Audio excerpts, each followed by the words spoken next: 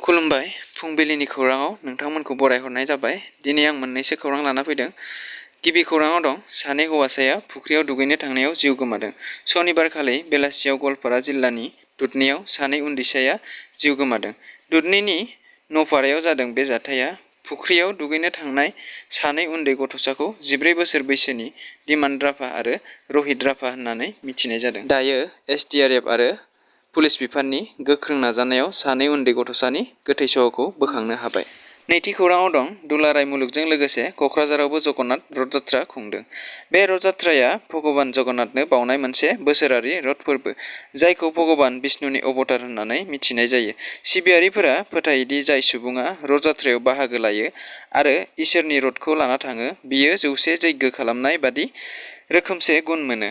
बिटिआरनि सावस्रि बिफाननि मावफुं सोद्रोमा अरुप कुमार दे आरो बारग' मन्थ्रि प्रमिला रानी ब्रह्मआ क'क्राझारनि सान्तिनोगोराव सर्गजनिक दुर्गाबारिनिफ्राय भगबान जगन्नाथनि रथ जात्राखौ बेखेवदों। थामथि खौराङाव दं चिरां रौनिकाटा रेन्जनि सिङाव मैया आयेन बेरेखा दंफां जब्द' खालामदों।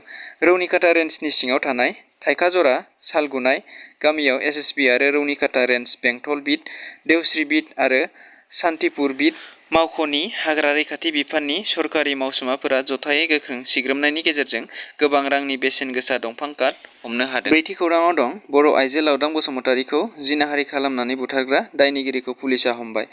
सानै गथ'नि बिमा आइजोखौ बुथारग्रा दायनिगिरिनि मुंखौ उदय राभा होननानै मिथिनाय जादों।